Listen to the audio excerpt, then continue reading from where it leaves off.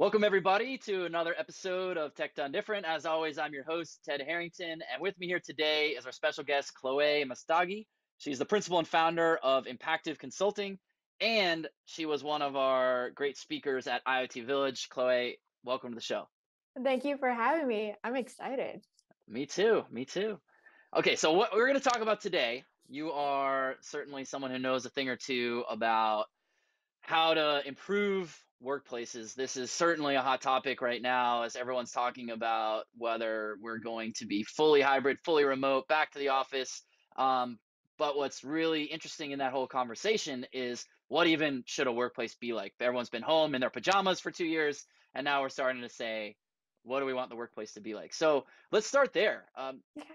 Let's maybe start with what the problem is. Is there a problem in workplaces in corporate America today? If so, what is the problem? And then let's talk about what we should do about it. Well, I think there's this situation unfolding where our employers are thinking that, oh, we'll just go back to how things were before the pandemic. But the problem is that employees are not going to forget what happened during the pandemic. So if we were successful while working at home, but now saying we have to be on site, it seems a little bit off. And so right now we're in a situation where employers want us to come back in the office and employees are like, no, I don't want to.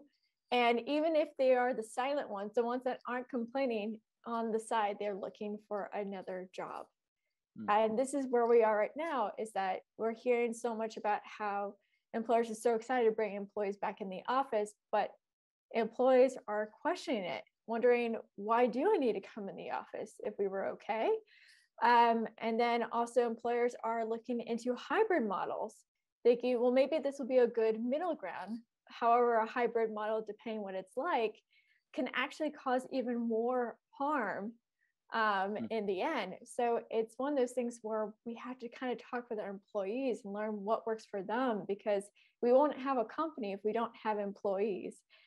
So that's where we are right now, is where employees now have a voice. It's becoming more of a, an equal ground, if you could say that. And we're right now entering a new phase where maybe our work life is going to change dramatically into having a more work and personal life balance.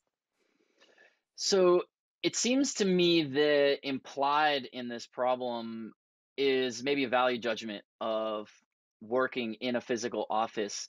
And if I'm reading between the lines, of sort of what you just said, it sounds like, hey, maybe most people don't want to work in an office, but most employers do want people in an office.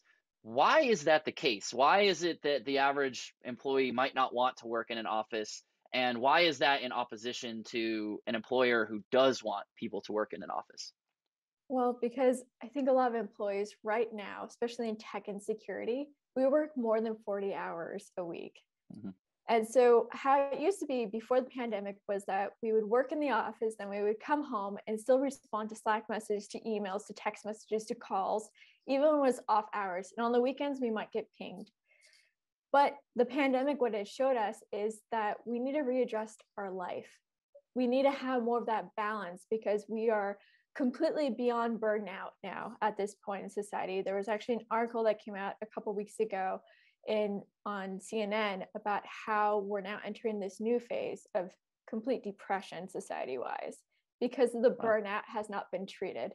And this is what happens when we don't take burnout into serious consideration, is that it develops into more serious situations. And depression is definitely on the rise. Anxiety has been on the rise too, as well, throughout the pandemic. And so it's one of those things that employers need to start understanding, is that mental health matters. I understand that a lot of employers, they also have this belief, seeing is believing. They don't believe their employees are working unless they can actually physically see them in a chair. But as we know, we always had those colleagues who would be watching YouTube videos while they're sitting in the chair. Even if they came in the first one in and the last one out, they were still having fun on Facebook. And so when we look at it, it's not really about how many hours we're in the chair or what they see. It's the work and our performance in the end. And that's what we're getting paid for. We're not getting paid by hour. We're getting paid on what we're providing. Yeah, I've personally always felt that as a leader myself, that I don't care where you do your work, but I definitely care about the results you produce. And I've always found that to be really interesting how it quickly segments the population, because the ones who are performers, they embrace that and they're like, yes, I'll work from a train. Like, let's do it. I want to be in a van right now. And then the ones who are trying to maybe skirt the rules a little bit, they clearly are like, uh-oh, I now have to like appear like I'm, you know, being productive or whatever. Do you think that this perspective that leaders have of this, like, I need to see butts in seats, or somehow I need to look over their shoulder in order to see that work gets done, do you think that will eventually just take care of itself as younger employees become leaders, or does something actively need to happen to change that mindset? That's a great question. I think it's an active mindset. At the end of the day, that is a form of micromanagement. And as we know, micromanagement can become something where employees start dealing with burnout. And then sometimes it can be so bad, it can create PTSD in employees. So when we have a micromanagement situation, we're creating a very unhealthy work culture. That means there's going to be politics, there's going to be sabotaging. That means there's going to be a lack of organization caring. And as we know, the number one cause for burnout is poor leadership. So, leaders, we have to be good at mentoring, cheering on our employees. We want to see them go beyond our own abilities. That's what's being a good boss. And if we cannot do that, then you shouldn't be in that chair. Hmm. That's the reality. It's like there are people out there that aren't good leaders, and there are people that are really good at being leaders. And so we need to really see who is a good leader and have them lead, because that means we'll have less people leaving the industry, leaving their job as well. Hmm. Yeah, that's you're so right. Yeah, not all the progression isn't always get promoted, become a manager, become a leader. It's like, no, maybe you're just an amazing individual contributor and that's what you continue to do. You used the idea of PTSD causing being related to burnout and all these things. And I mean, how many times have we heard, someone leaves a company, joins the next company, like, I have PTSD because of this exact situation from my old company. I mean, it happens all the time, right? So Yep. how do we I guess, how do we, as we recognize that's happening, right? An employee might join a company. They might say it jokingly, but in that kind of joke, there's probably always a little bit of truth, if not a Yeah. lot of truth. Once we recognize that, hey, maybe there was something that could be triggering to this new hire that we have, or maybe it's taken years to figure out that there was a trigger. What do we then do about it? Right. So the reality is that we all have triggers. Every single person has their own triggers. And it's important for us to all work on ourselves. It's You can't do too much for another person. You cannot tell them like, oh, this is what's going on with you. I think you need to do the following things. In reality, we can only do a little bit at the end of the day. It's up to that person to go get help. Um, but the thing about burnout becoming PTSD, that's a very common situation in tech and in security. If anything, this is the number one cause of a rotating door problem in our industries, because we thought we had burnout. In reality, we have PTSD. And that's because we keep having exposure to a trauma or extreme stressor. And I want to reiterate, it could be an extreme stressor. So it doesn't have to be a particular event. It means that I went to one company and then I went to another company where I was micromanaged. Or I went to one company where I was basically having to work 80 hours a week, and I went to another company where I was having to work 80 hours a week. So an extreme stressor over prolonged time ends up into burnout. But the thing is that burnout and PTSD, they both have very similar symptoms. They also are responding with fear, hopelessness, and horror. They have sleep disturbances and sometimes nightmares. Then we get into depression or withdrawal. And then we have mood changes, we have generalized irritability, and then we tend to avoid activities that promote recall or traumatic event. So how this looks like is usually, I would say, in the first 6 months when you join a company, you have all this hope. And then it leads to frustration, to anger, then to apathy, and then to burnout. And when we're in that burnout thing, that's when we start pulling away from people. because we start seeing people, events as another task. When we're so overwhelmed, we cannot do more tasks. This is the thing that ends up becoming a situation where burnout can become even more important to diagnose and to really work with. Because that could take not a couple weeks, burnout can take months, sometimes years to get back. You mentioned earlier this idea that not everyone is necessarily suited to be a leader. And certainly one of the issues inherent in all of this is that leaders tend to set the tone for how a company should be. And that's why I believe that you were saying this problem won't solve itself as younger people move into leadership positions. We actually need to actively change behavior. So help me understand what we do about this situation. So people who are in, whether they're in the executive suite or they're in the leadership team or whatever, they typically do work exceptionally long hours, exceptionally hard. Not to say that other people don't, but they're the kind of people who, when they go on vacation, they're responding to emails, etc., which means they're also signaling to everyone else, hey, when you go on vacation, you should be responding to emails. So what winds up happening is that vacation is actually not restful or restorative for anybody. So you basically just have added stress because they're dealing with fires all the time. They're not getting the rest and recuperation, and you're not even getting them fully doing everything that needs to be done. So it's kind of like worst case scenario. How does a good culture solve this? How do we make sure that vacation is actually used for restorative, for being restored? Yeah, and you made some great points. I think one of the things is that when we take vacation, we have to keep our boundaries. That means our manager needs to have boundaries and respect our boundaries. So if I'm going on vacation, that means I'm disconnecting from work. I might have my apps open on my phone, but that doesn't mean that you should be contacting me. So the one thing I always tell people is that if you're going on vacation and you want to keep this person up to date when they return, is to do by email, but make sure you tell your employee to not check their emails while they're on break. That this is just a place where they're going to send emails so then they can catch up when they get back. It's really important that when we have, our vacation status on Slack, that's taken seriously and that they're not going to be contacted. Instead, do it by email. Email should be the number one platform of communication whenever someone is out on vacation, for them to not look at it. So that's the first thing. I think a lot of times, I remember there was this one time I was traveling and my boss was contacting me when I was in Morocco and just like, I need you to respond to this. I need you to get online. I'm like, one, I'm in a really bad signal area. Second of all, it's like 6 a.m. over here, and I'm on my first vacation in like 5 years. So the whole thing is, when people are on vacation, respect they're on vacation. And that's the same when it comes to our boss, is don't reach out to them when they're on vacation too. So it's a whole workplace culture, is respecting people's time off and really, really reiterating, please don't check your Slack messages. Don't check your email. Don't do anything when you're on vacation. And I think that's the one thing we have to understand, is that we need to have boundaries and we need to respect them. Okay, so let me ask you about boundaries. You've described that we should set and respect boundaries. And one of those boundaries has to do with Slack, or if people don't use Slack, maybe it's Teams or some other messaging app.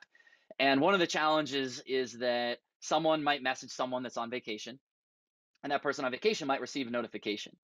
So whose responsibility is that boundary? Because in a way, isn't it the person who's on vacation to say, I'm going to turn off notifications, I'm going to close the app, I might even delete the app? To me, it seems like that should be their responsibility, not their teammates' responsibility who's continuing to do their daily job. But I heard you advocate the opposite. So I'm wondering who's responsible here? I would say both parties are responsible.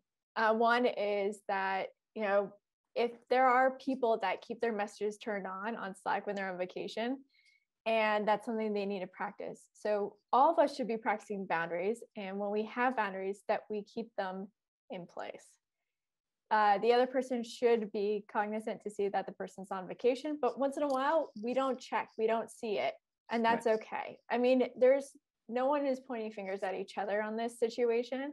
It's a both boundary situation. That's why we need to we communicate with the employee taking vacation, don't look at your stuff.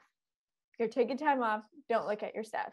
But we also need to communicate in-house that when we see someone have on vacation logo next to their name, send it by email. And it has to be something where the organization agrees on, or at least the teams understand. It's got to be a company-wide policy. But once again, people will make mistakes, and that's okay. We just have to make sure they don't do it again. Yeah, that makes sense. I've always felt like if someone wants to disconnect, they have to disconnect. They can't be like, I'm disconnected, so don't send me anything. It's like, well, you got to disconnect yourself, because notifications are a really significant problem, I think. Let's put aside vacation. Let's just talk about normal life, like your normal day-to-day life. The overwhelming amount of information and notifications that we receive. The problem, as I see it, is that those inbound notifications, if you react to them, they dictate how you spend your day, which might not be how you should prioritize your day. So I guess 2 questions for you in the one question is, do you think that's a problem? And if so, what do we do about that? Yes, it triggers us completely. Everyone is triggered by a notification at a certain level, right? Yeah. We're either going to be triggered by Slack message dings or our Twitter dings. And for the past year, I've been looking into how do we do better mental health. And one of the things that I did was that I turned off all notification on social media, and oh my God, your day changes.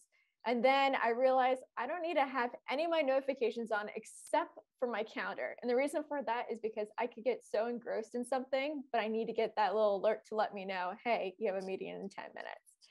That's the only notification I have turned on. Everything else is off. And I think it's a good practice, because we might think, oh, I need to have my emails turned on. You're going to check it anyway. Mm-hmm. So, I mean, we have to also understand that we can't just expect everyone to kind of respect our boundaries. We also have to have boundaries of ourselves and make sure that we're able to do that. And yes, we're going to fail at times, but, practice is what is about, getting there and starting a new routine. You might be the only person that I've met who does that as well. I have just my calendar. I have text messages as well, but just those are the only 2 things that I get notified by, for the same reasons you're saying. It's like, you're going to check your Slack, you're going to check your email, you're going to check social media. You don't need it to be like, hey, stop doing what you're doing and pay attention to me right now. Yep. So one of the things that seems to be pretty cool, and you alluded to this earlier in our conversation, but one of the things that seems to be cool about the way that the pandemic and forcing us to work from home and realize, like, hey, jobs can actually get done this way. We can trust our people.